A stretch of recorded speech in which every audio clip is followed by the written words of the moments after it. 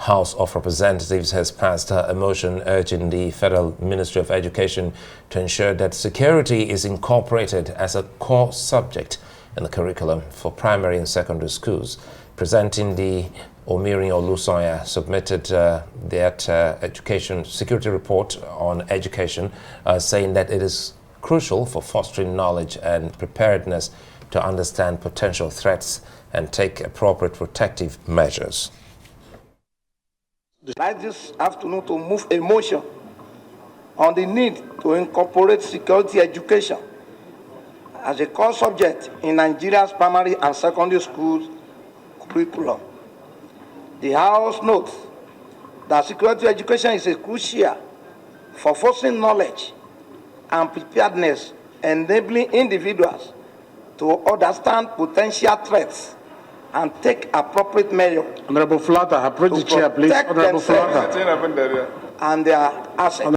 The House also notes that security education equips students with the necessary skill to direct the various contemporary security challenges, including economic, political, social, and environmental threats. Aware of the United Nations Children's Fund, UNICEF, report that since 2018, over 30 schools have been attacked, resulting in at least 2,295 teachers deaths, and over 1,000 child abductions. Well, with us in the studio to analyze the situation is Dr. David Okoror, a security strategist and analyst. Thank you so much for joining us. Good to see you on Newsnight again. Thank you. Again, under very, very, unfortunate circumstances. 232 students and teachers reportedly kidnapped by gunmen in Kuriga. It looks like Kuriga is another Chibok. Whatever happened to the Safe Schools initiative and all of that? First off, establish your thoughts on this latest development. Well, again, thank you for having me. Like I've always said, these things will happen when the environment is suitable. You need to understand the entire Safe School program. It is simply to ensure that no child is left behind in terms of education because of insecurity. Unfortunately, what have happened in the Kuriga is really something that could happen any day, because the general environment where that school is situated is actually bandit dominated. You recall it's in the same environment with the NDA, with Kaduna Airport. It's general environment that links Zamfara, Kaduna, and Niger State, and these are areas where bandits are actually in control. And it's even a miracle that they don't carry children like this all the time. The people live side by side with the bandits, and really, you really hardly find the presence of security to protect the people, so they just live within the bandits. But I think that for me, what happened must have been, maybe there's a reason, something must have gone wrong to remove the equilibrium that led to the bandits going to carry this number of children. But the truth is that there is no protection for those children whatsoever in that environment. Well, I think it leaves a bitter taste in the mouth listening to you, because it tells a picture. Number one, you say that they have always lived amongst the the bandits, and this is 287, almost 300. And one wonders how they were able to take away every one of these children in such a number without any kind of protection. It brings back, more or less like deja vu. With what we experience in Chibok. So how is it that for a country that understands, that is aware of what you just highlighted, that they are unsafe, will look the other way to the extent that we're dealing with 287 abducted children? But like I said, this was just going to happen when it was going to happen, because you say, how was it possible to take that number of students? Then I asked you the question, who was going to protect them or protect them from this kind of incident taking place? Because you presume that in this kind of environment that there's law enforcement, there's security, but I say that in that environment, if you know, is that it's basically a bandit-infected environment, and that the bandit rules in those areas. And so when they came to abduct these children, obviously there was nobody there to. By the way, that school was initially outside Kuriga town. Because of insecurity, they brought them closer.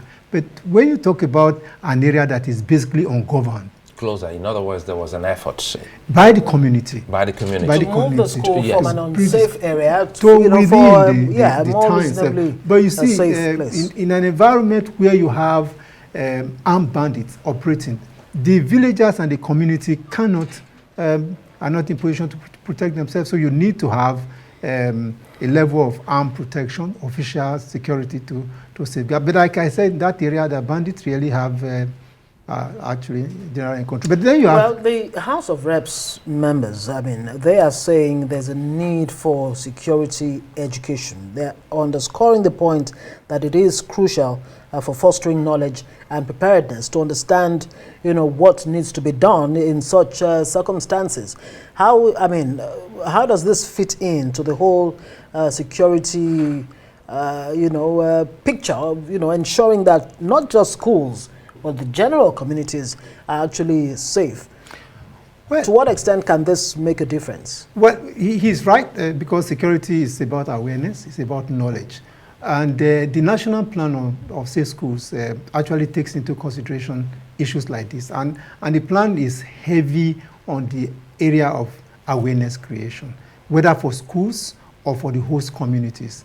In this wise, you talk about what kind of knowledge does the host community have in terms of their own security. So the Safe School Plan provides that schools should be educated in area of security, the community should be educated in the area of community, and that security resilience be built in those areas. Security resilience simply means that the people are able to take certain steps, either to protect this kind of things from happening, when it's happening, what to do, and after. But paint a picture. I mean, if you were to train students on what to do to protect themselves, or to even begin to read, from the general environment that there is a potential threat to security within their domains, what are the steps that should be taken?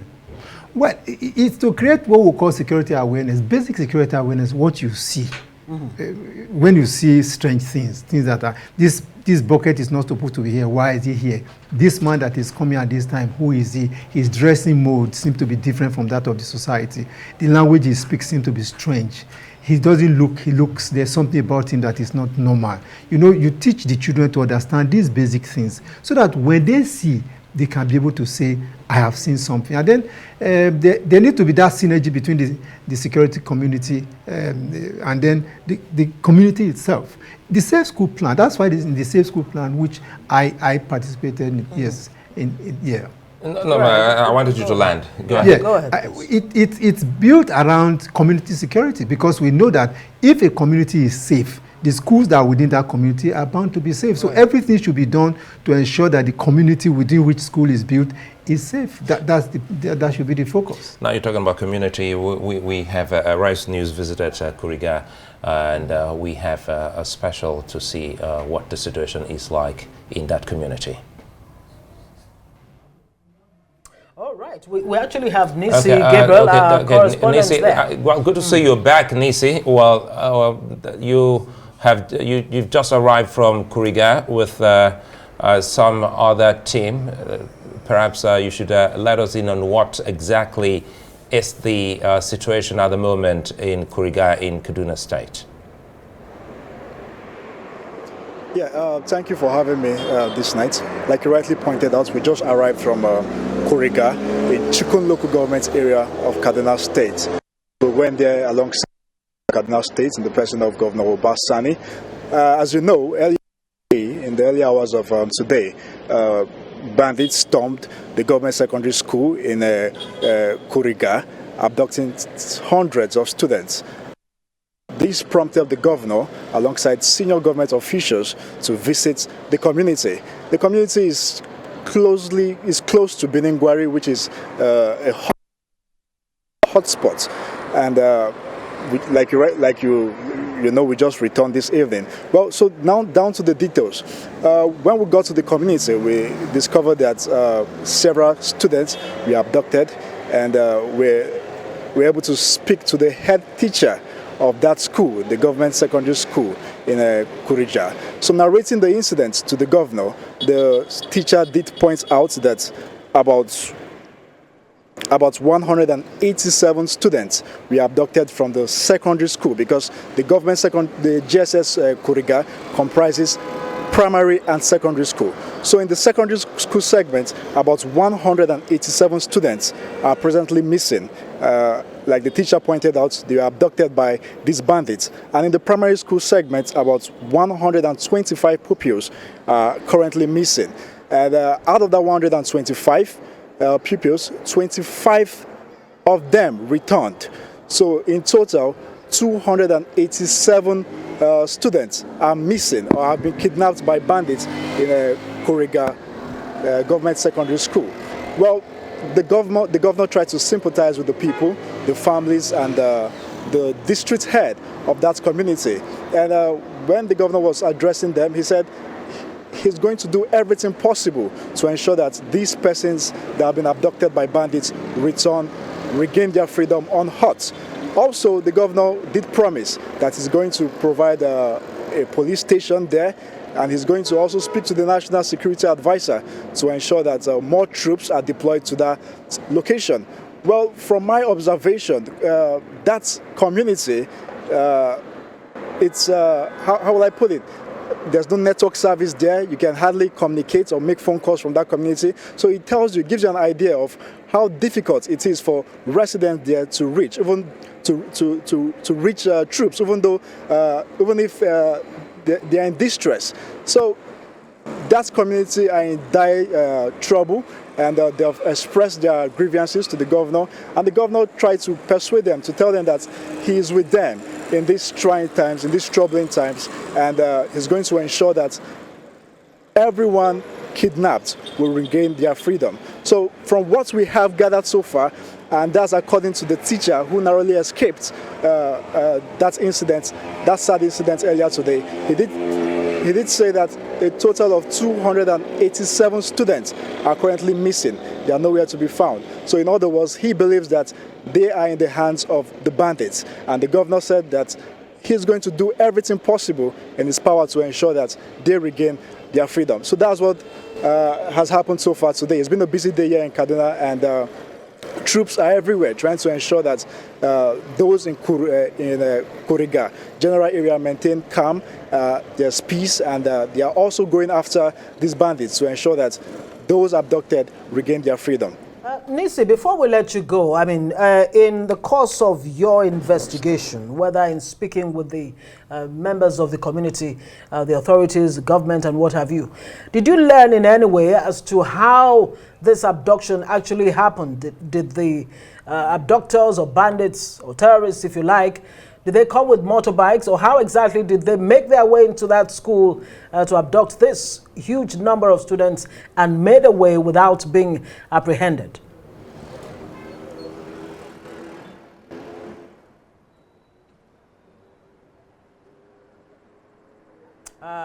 Unfortunately, we seem to have lost communication with Nisi Gabriel, who's been, he's been busy traveling with the governor, Ubasani, to that Kuriga area. Of course, just like you heard from Nisi Gabriel, it's a very, very volatile in terms of vulnerability to, terrorist activities. And our guest here in the studio also confirms that. Unfortunately, this particular school actually moved to Kuriga, away from an unsafe area. And alas, the same situation presenting itself, where students as many as 287, including teachers, abducted. Do you want to react to what? Okay, we have Nisi. No, I right. think, yeah. Okay, let's bring it back. Okay, Nisi is still there. Yeah, Nisi, I was asking as to how exactly did the, terrorists make their way into that school? How come the school is so vulnerable that these abductors were able to take that many students away? How did they come and how did they leave? Well, that's a very good question, Ngozi, and this brings to mind the Safe School Initiative, because when we went there, we discovered that the school is not fenced. The school is just located in an open field, and so it just gives us a sense, an idea of how these terrorists gained access, easy access to the premises. And when the teacher was narrating this incident, he said he just came in to the school at about 7:30 a.m. this morning after signing his attendance at the principal's office. Few seconds later, the principal told him to look behind him. And when he looked behind him, he saw hundreds of bandits, of terrorists. So it just gives you how these schools are to bandits or terrorist attack. And like I said earlier, the school is not fenced, just located in an open field. So it just gives us an idea of how easy the terrorists could just invade that school premises. Well, anyway, Nisa, we'd like to thank you for your time and welcome back. We do hope to get back to you for more updates. Thank you, Nisa Gabriel. Coming back to you, Dr. Okoror. That's Chikun local government. Let's talk about grassroots governance, because now he says, well, there is practically no communication in that part of Kaduna State. And our grassroots governance is totally absent whenever we talk about things like primary education and even healthcare. In this case, when we talk about Safe School program, what's the place of the grassroots governance in ensuring that that does work? Well, I think that the grassroots governance is fundamental to the success of safe schools, because security is local. And every attempt to achieve security in the community must be local to that community. If the community citizens are well sensitized and they are supported, most of things like this can be prevented. Because within every community is what we call the human dimension of security, which means that within the community they have potentially what it will require to provide protection for that community. But we do need to develop that level of awareness and that level of resources. I give you an example. Currently, the Safe School, the National Plan on Safe School, was inaugurated in 2022, and some funding was provided for 2023, and then 2024, nothing was provided for safe schools.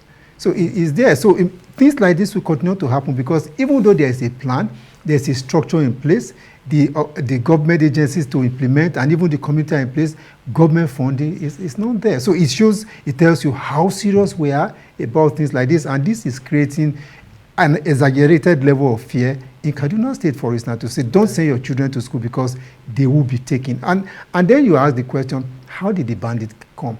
The bandit there's two simple strategy to overwhelm security men and women anywhere. When bandits come in their hundreds, and you have a divisional police station that have maybe 50 men, and bandits are coming in 600, in 500, in 1,000, they are all armed. And in the police station in that locality, they probably have a few functional weapons. So you see, we have a big problem: security, governance, and government commitment. Because that environment you are talking about, this kind of thing will still happen next time, because the environment is just suitable for it. And we heard there from Nisi Gabriel that the governor has promised to, locate a police station in that area. I wonder if that's enough, to tackle the security situation at the schools. Of course, I'd like you to respond to that. But over the years, since Chibok happened, there was Yobe, an endless list of abductions at the schools and in the communities. Have we been able to scientifically actually research to know exactly what the end game is, for these abductions? What do they do with the abductees, apart from those who, successfully escape, make their way away from the hands of the abductors, in a way that we can actually begin to look for a solution to the problem? Do we know what they do with them at the end of the day? I think the first thing is to say, what is the intention? Why do we have these abductions? The motive. Yes, the motive is, one, for terrorists, is to create an exaggerated sense of insecurity, to say government is not capable to protect you. We are the ones that are in charge here. So as much as that is concerned, Chibok achieved that for the bandits. because they are terrorists, they want to create a sense of insecurity. But for bandits, they are economic criminals. They kidnap and they ask for ransom. And when you pay them ransom, they are able to resource themselves again, buy more arms, train, recruit, and all that. The people that are recruited, the children that are recruited, if the parents pay, they are released. If they don't pay, the girls in the Baptist college, some of them are still in detention. The ones that were taken in Birnikebi or something, the ones that were taken there are still in detention till tomorrow. And these were very young girls, 12 years old, 11 years old. Some of them, the bandits have decided, oh, we are going to marry them off since the parents are not able to pay. The government is saying that, oh, we're going to get them. But experience we have from other abductions does not show that government does anything beyond this kind of grandstanding and statement that they make. We'll make do with your experience, so that's why we'll say, don't you go away yet, because this is very serious and heartbreaking. So we'll take a moment, but when we come back, Governor Zulu laments kidnap of women in Borno State. Stay with us.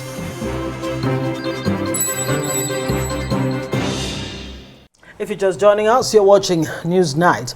Governor Babagana Zulum of Borno State says the number of internally displaced persons abducted in Gamburungala, Borno State by ISWAP terrorists remains unknown. He, however, believes that the figures quoted in different reports were exaggerated. At a meeting with a team of European ambassadors in Maiduguri, the governor cautioned against the dissemination of false figures. According to him, some of the abducted women voluntarily ventured into the bush.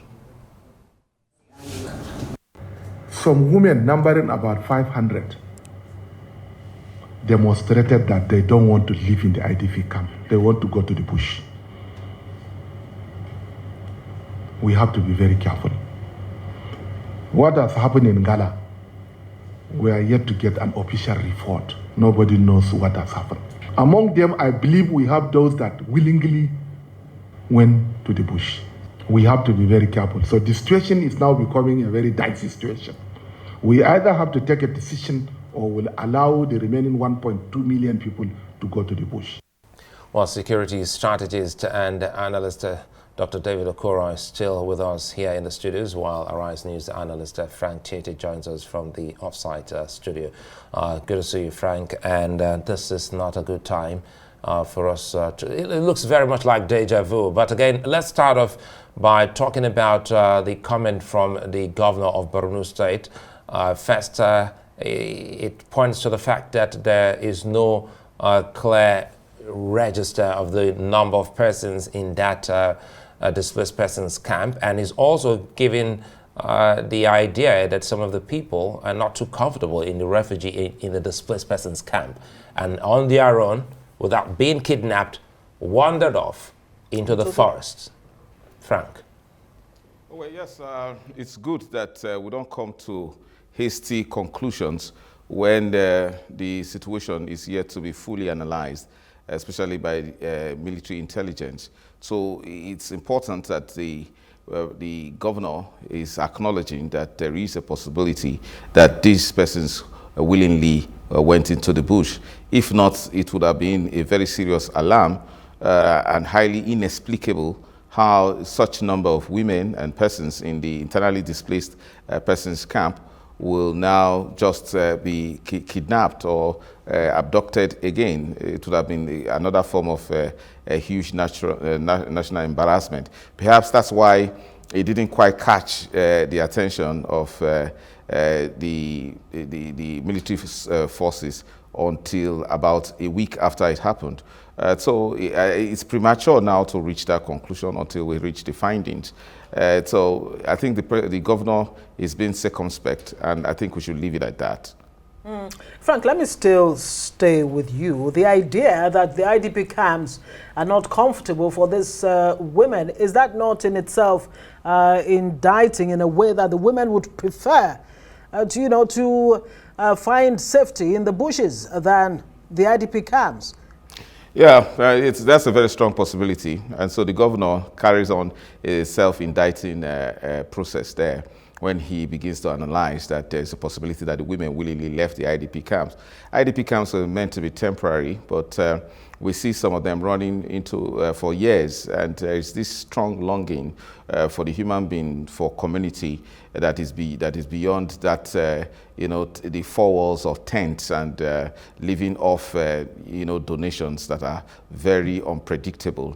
So it's the situations in IDP, the situation in the IDP camps has been very, very bad, and a lot of things happen there. A lot of we see children being, you know, being indoctrinated and then being introduced to drugs, and then women being introduced to prostitution, and then without adequate budgetary allocations, often relying on foreign aid to take care of them. So life in the IDP camp has become less attractive to these persons, preferring to go to the bush, realizing that after all, the persons being referred to as insurgents and kidnappers are human beings like them, and they think they can interact and coexist. Again, it's the general sense of failure that the state is unable to provide that kind of protection and future for them. So they think of mingling and, you know, intermingling with these insurgents in the hope that they can form new communities. That's a very strong possibility, and it's a sad one. It is sad indeed. Let me bring in Dr. Okoror. And Dr. Okoror, 1 week, I listened to Tietie trying to make meaning out of what the governor said. 1 week is enough time, some would say, for you to have a sense of what exactly may have happened. And of course, we've also heard stories of those that they call jailbirds, people who keep going to the prison, and to the extent that some would prefer to steal so that they go back to the prison, because it's all good and nice right there in prison. But we're talking about a displaced persons camp. Dr. Okoror, what are we missing out here? Well, it's like Mr. Tietie said, if the women that are supposed to be within the vicinity of the displaced, internally displaced persons camp decide to step out, there must be a reason. And then the second question I was going to ask is, what is where were they abducted? Was the distance between the camp and where the governor is saying they went to the bush? And then, of course, like you said, why would the women decide to leave? So there are so many things that are around this. And you know, the governor himself is fatigued now with all these kidnappings and insecurities and all that. And so sometimes we could just lose sense of what is happening in that environment. So for me, it tells you that the IDPs are not homely for the people anymore, and that government must look for alternative to allow these people to go back to their homes, so that this kind of scenario can be avoided. But how long is so long for you to know the situation? Because if you're talking about a week here, how much time do we need to know if these people haven't been kidnapped or kidnapped? Okoror. Well, they were kidnapped. That's what they were kidnapped. They were taken by the bandit, by ISWAP. They were taken. It's not a matter of them walking to say, we want to surrender to become your abductees, or no, that they were kidnapped. Because it tells you that the ISWAP group are still very active in Borno State. Yeah. Well, hopefully the governor is not playing the ostrich. Frank Tietie, let's talk about Benue State. I mean, it's, you know, put in motion the implementation of the state's open grazing prohibition and ranches establishment law of 2017. Recall when that whole argument about, you know, open grazing went on. It was raging. It was quite controversial. But Benue State wants to, you know, give it some kind of effect. Now, what are your thoughts on that, and what are the implications for the state of security, not only in Benue State, but maybe contiguous states? You know, when that law was enacted in 2017 by the Benue State House of Assembly, it took immediate effect, and it was supposed to be immediately implemented by the then Governor Otom, who was always attracting national attention, creating the impression that his state was under the siege of herdsmen, and the crisis was actually terrible when you recall the Agatu killings, and it went on unabated and in several occasions. So it's not. It's strange to say that it is just about now that the governor is thinking of implementing it. By the way, as a matter of fact, as a matter of reality, the idea of the Benue State anti-open grazing law was like a mere play into the gallery without any form of adequate force to implement it. Benue State has a vast land mass, and it's not it's not a situation where the Benue State government has the requisite resources to implement that. I see a different twist when you see that commanding officer of the Nigerian Army, General Benowaya, taking charge and making those pronouncements. Ideally, it is not the responsibility of the federal forces to implement state laws. State governments should have machinery in place, and in this case, by Section 19 and Section 20 of that, the Benue State law, anti-open grazing law, there's supposed to be a task force that is supposed to implement it.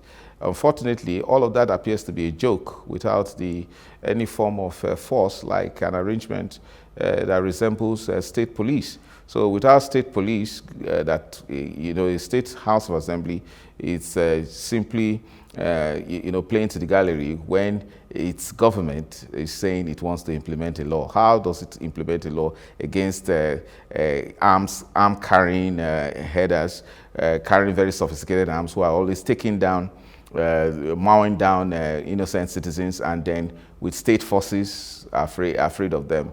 So we should be looking forward to quickly establishing state police, and that falls on the responsibility. It falls in the responsibility of the National Assembly, and I'm happy that Honorable Benjamin Kalu, Deputy Speaker, has moved that motion that is moving quickly in the National Assembly. The National Assembly at this time should take it as a major sense of urgency to have that bill passed. And the president should not waste time, and let's have state police immediately so that these governors can set up structures to enforce. And we also quickly look forward to having a sort of imposition of security tax on all Nigerians. Nigeria is actually facing an existential problem. Nothing is more important than security. It is the principal reason why government exists. There is no point building roads or doing anything in terms of infrastructure where people are not safe to use those roads. There's no point building hospitals or building schools where people cannot attend them. So what you need to do is get everything in Nigeria should stop right now from the president, and let's attend to this issue of insecurity, starting in Benue State. Clearly, a present danger, something we all must tackle. Dr. Okoror, we're talking about solutions. Starting with Frank, he's already proffered something that the president must do. How best can we all key into what we're dealing with? Because it looks like year in, year out is almost the same of the same.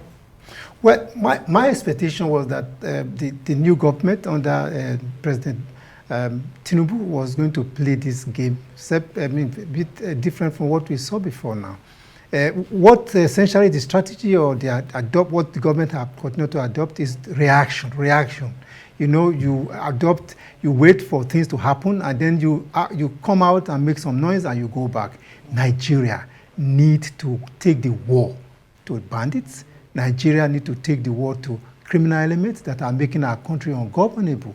We can't continue day in, day out, people get killed, we come here and talk, and we go back again. The Nigerian military need to adopt that strong arm.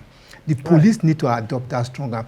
The president needs to come out of his shells and say, look, I am the commander-in-chief. I need to give protection to my people, and we have a military that can do this work. Let the military do it. I understand that the military have their limitations.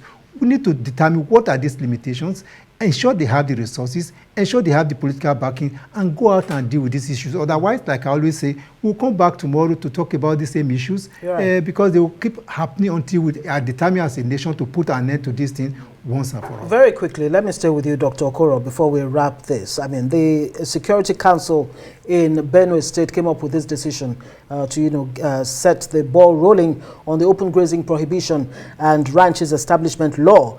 But it actually gave a 2-week ultimatum to herders to either herd their cattle or, more like saying, shape up or ship out. Herd your cattle or leave the state. Does it solve the problem? No, you see, I did a lot of research on this conflict in Benue State. The problem is that the law was made on the basis that the headers had an agenda of coming to Benue State to take over the land. There was fear. That law was to address or assuage the fear of the people. And so when you look through the law, it have all sorts of issues. The implementation have all sorts of issues. And what we have said, if this will work, because the ultimatum will not achieve any objective, applying force to implement that law will not achieve the objective that is set. What is required to be done, I would say to the new governor, is to go back and reevaluate that law. Look at it again, get the stakeholders. Why is it that the law, for instance, makes it almost impossible for people that are called settlers to acquire land to set up ranches? But the solution really is ranching. But when you make it almost impossible for people to acquire land to set up ranches, and you are saying we are giving you option either to go and set up ranches or you get out of our state, you are making it impossible ab initio. So the government of Benue State, instead of this issue of grandstanding and say get out within 2 weeks, is to go back, reevaluate this law, put every stakeholder in the room, find out what are their concerns about the law, address those concerns before you start implementation, not the use of force or jackboot to solve this problem in Benue State, because it won't work. It has okay, your closing moments with us, Frank. I don't think it's correct to say that the law makes it impossible for headers to acquire land in Benue State. That's not true. The law makes ample provision for applications by persons in Benue State to apply to the department of the relevant department for certain lands to be provided for them for the purpose of ranching. The question to be asked is, how many applications have been made to the Benue State government for land for the purpose of ranching by headers?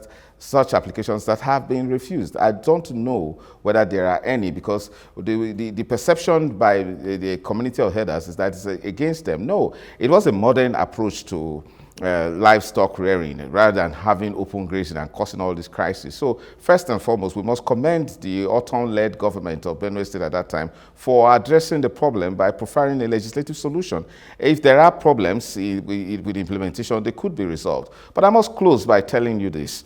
Our country is facing all sorts of problems because we are disunited. There is a supremacy struggle between various forces, whether on the ethnic basis, whether religious, or a clear struggle for economic survival. Until we come together and realize that we are better together as a country and that we have a common enemy and that those who want to destroy this country, and then we fight it as a united body, we're joking. Because even Goodluck Jonathan as president realized that his government failed largely because of internal divisions, persons in his government who he referred to as terrorists and insurgents. So please, let's join hands together with the president and all government structures, and let's see how we can salvage this country. All right, Frank, the hands were together. Yes, indeed. Thank you very much, Frank Tietie and Dr. David Okoror. Wish we had enough time to ask you if you know of anyone who's applied, for ranching and did not get it in Benue State. We'll have to say thank you very much for joining us on Newsnight.